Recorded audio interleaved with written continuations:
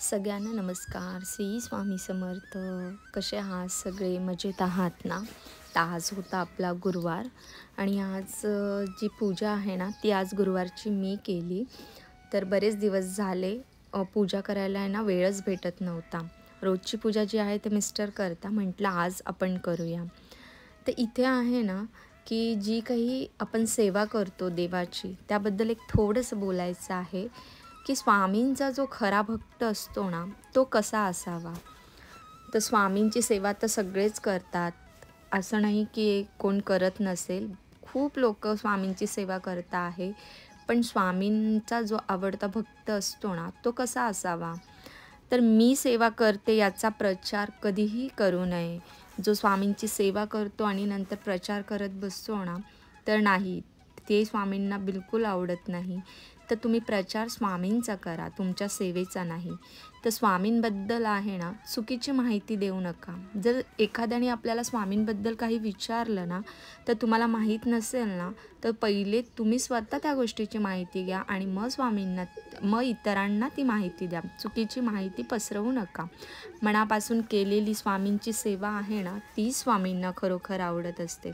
आणि इकडे तुम्ही स्वामींची सेवा केली आणि एखाद्या गोष्टीसाठी खोटं बोललात ना तर स्वामींना ते कुठेही आवडत नाही. ते स्वामींना काय तर कुठल्याच देवाला आवडत नाही. तर सेवा करून खोटं बोलत असाल तर त्या सेवेचा काहीही उपयोग नाही.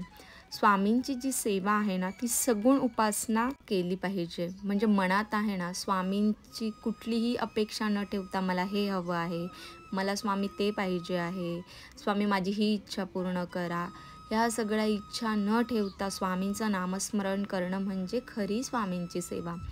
का जेव्हा आपण काहीच अपेक्षा ठेवत नाही ना तर आपलं जे काही हवं आहे ते स्वामींना माहिती असतं आणि तुम्ही न बोलताही स्वामी तुम्हाला ते देतात. म्हणून आहे ना सगुण उपासना करणं ना खूप गरजेचं आहे. आणि स्वामी नेहमी सांगतात पुण्यकर्म करा. पुण्यकर्म करून पण त्याचा बोबाटा कधीही करू नका.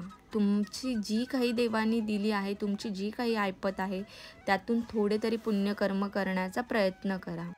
हो, पण पुण्यकर्म करा हे नक्कीच. पण मी हे केले, मी ते केले, मी ही सेवा केली, मी इतके दान केले, मी एवढं अन्नदान केलं, हे कधीही कोणाला सांगू नका. दान हे कधीही गुप्त असावं. कधीही त्याचा दिखावा करू नये. नाहीतर तुम्ही केलेल्या दानाचा काहीही उपयोग होणार नाही. आणि तुम्ही केलेली सेवा आणि तुम्ही केलेले दान सांगायचे तरी कोणाला आहे. स्वामी त्रिकालदर्शी आहेत. ते सगळे जाणतात, ते सगळे बघतात. त्यांना माहिती आहे की माझ्या भक्ताने काय केलं आहे, त्याचं फळ मला त्याला काय द्यायचं आहे. तर आपण जगभर बोबाटा करून सगळ्यांना सांगून काही उपयोग नाही. सांगायचे तर तुम्ही हे सांगा की तुम्हीही दान करा, खरं बोला, नामस्मरण करा, ते कधीही उत्तम. हे तुम्ही जगाला सांगू शकता. पण तुम्ही काय केले ते जर सांगत बसला तर त्याची किंमत मात्र शून्यच होणार. त्याचा काहीही उपयोग राहणार नाही. कारण त्याचा काहीही उपयोग राहणार नाही. गरजू लोकांना कधीही मदत करा.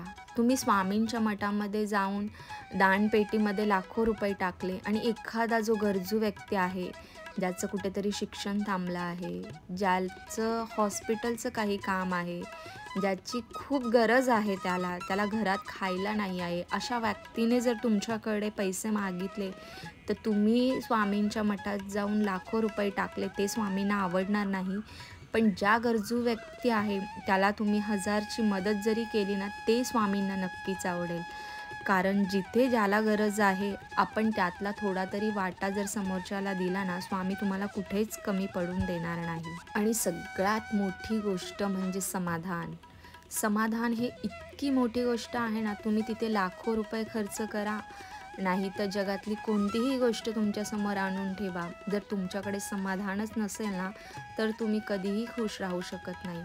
जे देवाने तुम्हाला दिलं आहे त्यात तुम्ही समाधानी असाल ना तर तुम्हाला कसलीही कमी भासणार नाही व कसलीही कमी वाटणार नाही. आजकाल आपल्याला प्रत्येक गोष्ट हवीच असते. जसं आज माझ्याकडे गाडी आहे तर मला अजून एक गाडी हवी असेल. मी 1 BHK फ्लॅटमध्ये राहते तर 2 BHK फ्लॅट हवा आहे. पण कधी आपल्यापेक्षा जे खालची लोकं आहे, ज्यांच्याकडे स्वतःचं घर नाही, अशी काही लोकं आहे ज्यांच्याकडे म्हणतात ना, एक सायकलसुद्धा नाही, अशा लोकांना बघा तुम्ही नक्कीच समाधानी व्हाल. आणि समाधान ज्याला मिळतं ना, तो खरंच सगळ्यात श्रीमंत. पण जर तुम्हाला देवाने सगळं जग आणून दिलं तरीही तुमच्यात समाधान हे नसेल ना, तर काहीही उपयोग होणार नाही. म्हणून समाधानी असणं ना खूप गरजेचं आहे. तुमच्याकडे लाखो रुपये आहे, तुमच्याकडे घालायला चांगले कपडे आहे, खायला चांगले अन्न आहे, पाहिजे ते तुम्ही विचार करताच तुमच्यासमोर येत आहे, तरीही तुम्ही समाधानी नाही, तर ते म्हणतात ना, सगळ्यात कमी तो व्यक्ती ज्याच्याकडे समाधान नाही. तर चला, ह्या 2 गोष्टी तुम्हाला स्वामींबद्दल सांगायच्या होत्या. स्वामी सगळ्यांनाच देता, फक्त घेता आलं पाहिजे आणि ते कसं घ्यायचं हे प्रत्येक खरा भक्त जाणतो. तर स्वामींची सेवा करा.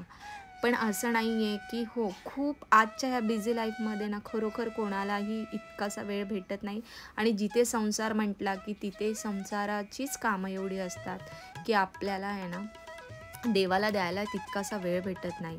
पण ताईंनो, मी पहिलेही सांगितलं आहे पहिल्याच्या व्हिडिओमध्ये, तुम्ही नामस्मरण करा. तुम्ही तुमचं काम करताय, ऑफिसचं काम करताय, तुम्ही जेवण बनवताय, तुम्ही ट्रॅव्हलिंग करता आहे, तुम्ही काहीही म्हणजे कुठेही बसला आहात, तिथे फक्त स्वामींचं मनापासून नामस्मरण करा. नामस्मरण हे सगळ्यात मोठी सेवा आहे, खूप मोठी सेवा आहे. फक्त श्री स्वामी समर्थ, श्री स्वामी समर्थ, श्री स्वामी समर्थ हा जप तुम्हाला मनात करायचा आहे. हा केल्याने ना जे काही तुमच्या आयुष्यात बदल घडणार आहे ना, तुम्ही विचार देखील करू शकत नाही. म्हणून आहे ना, खूप सगळी सेवा ज्याला जमत नाही आहे ना, त्यांनी नामस्मरण नक्कीच करावं. तर इथे छान माझी देवपूजा झाली आहे. बघा, स्वामींना जे पिवळे वस्त्र घातले आहे ना लालवर, तर किती सुंदर स्वामी दिसत आहे. तर इथे छान माझी जी सेवा होती ना ती मी केली आणि खरोखर मला देखील आहे ना स्वामींचे वस्त्र बनवून, घरात लक्ष देऊन आणि माझी जी काही सेवा आहे ना ती मी पूजेद्वारे स्वामींना अर्पण करत असते. प्रत्येकाची सेवा करण्याची पद्धत वेगवेगळी असते. कोणाला खूप सगळे मंत्र, जप, बसून सगळं माळ जप हे सगळं करायला आवडतं, तर कोणाला स्वामींना सजवायला आवडतं, तर देवारा स्वच्छ करायला आवडतो, तर देवांना फुलाने सजवायला आवडतं. अशी प्रत्येकाची सेवा जी आहे ना ती वेगवेगळी असते आणि हे स्वामी करून घेता, आपण करणारे कोणीही नसतो. आज मी जी काही सेवा करते आहे ना ते स्वामी करून घेता. हे जर तुम्ही मनात जर धरलं ना तर सगळ्या सेवा तुमच्या अतिउत्तम होणार.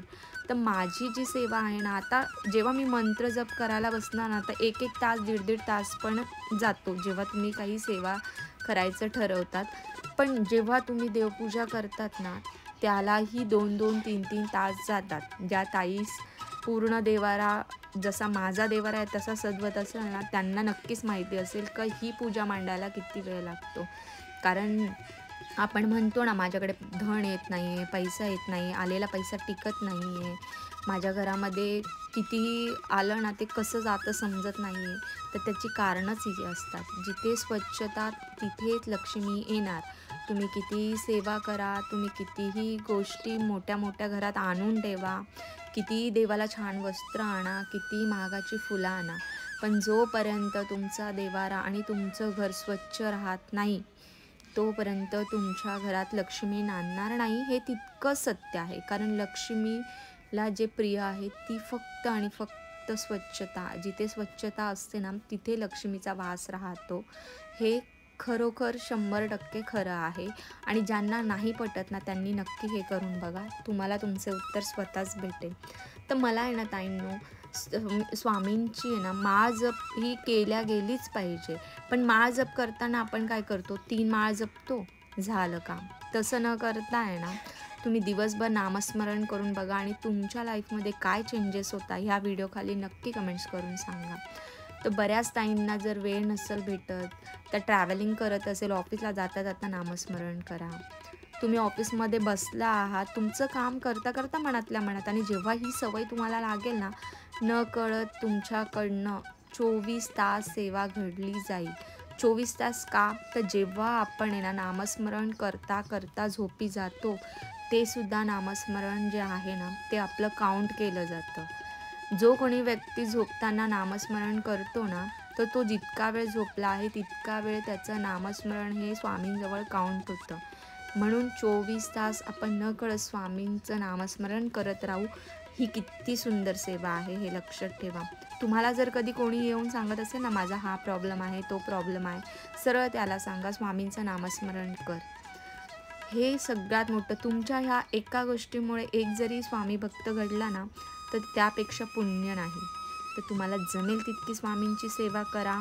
असं गरजेचं नाही आहे की आपला संसार सोडून फक्त देवदेव करणं नाही. देवाने आपल्याला मानव जन्म दिला आहे म्हटल्यावर तो संसार आहेच, पण आपणही देवाचं काहीतरी देणं असतं आणि आपले कर्म शुद्ध होतात, म्हणून नामस्मरण गरजेचं आहे. तर इथे एक स्वामींना आपण मुजरा घालतो, एक स्वामींचं नाव घेतो ना, त्याच्या मागं हजारो आपले जे प्रॉब्लेम्स असतील, जे हवं आहे ना, ते स्वामी देतात. स्वामी कोणाचंही ठेवत नाही.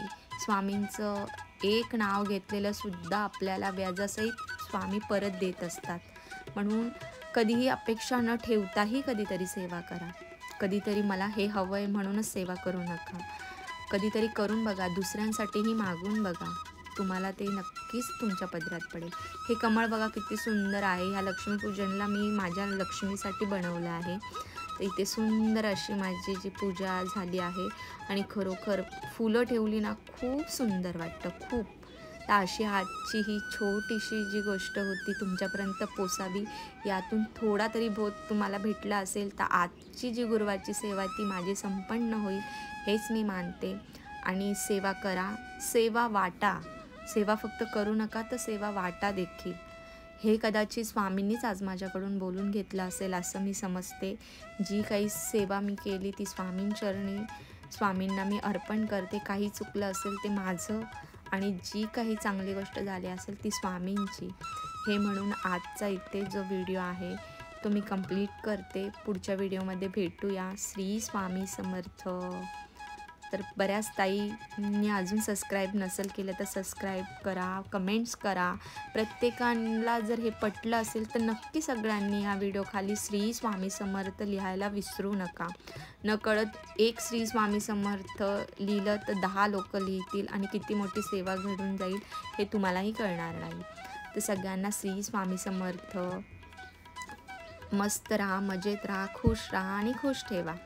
चला भेटूया पुढच्या व्हिडिओमध्ये. श्री स्वामी समर्थ.